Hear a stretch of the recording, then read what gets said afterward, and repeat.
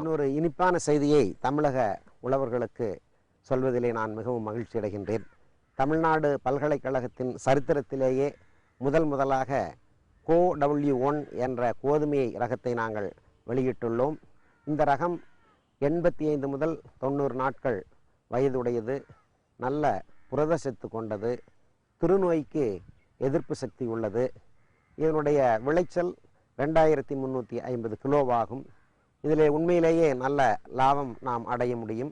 இதை கரூர், தேனி, திண்டுக்கல், கோவை, ஈரோடு, திருவண்ணாமலை, வேலூர் போன்ற மாவட்டங்களிலே பயிரிடலாம்.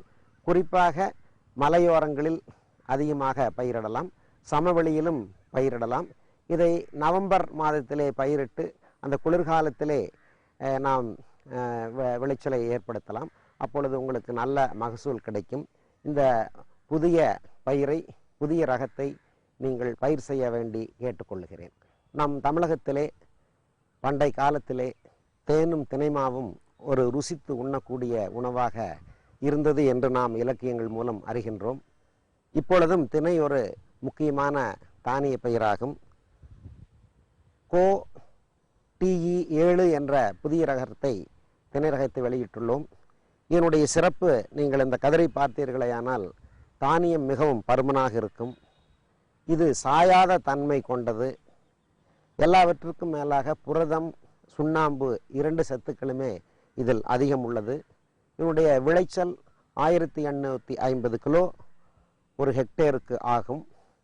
இதை விவசாயிகள் பயன்படுத்தி இதை பயிர் செய்து நன்மை அடைய வேண்டும் என்று அன்போடு வேண்டிக் கொள்ளுகிறோம்.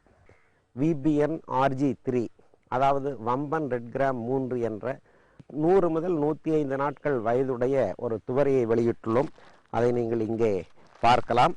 இதனுடைய சிறப்பு, இது மலட்டு தேமல் நோய்க்கு எதிர்ப்பு சக்தி உடையது. இதனுடைய மகசூல் கிட்டத்தட்ட 900 கிலோ ஒரு ஹெக்டேருக்கு கிடைக்கின்றது. மேலும் இதனுடைய சிறப்பு என்னவென்றால், இது தமிழகத்தினுடைய எல்லா பகுதிகளிலுமே முழுவதுமே பல பருவங்களில் நாம் பயிர் செய்ய முடியும். நீங்கள் இதை பயிரிட்டு பலன் பெற வேண்டும் என்று அன்போடு வேண்டிக் கொள்ளுகிறேன். இன்னொரு முக்கியமான செய்தி, இன்றைக்கு சோயா மொச்சை என்பது உலக அளவிலேயே மிகவும் முக்கியமான பயிராகும்.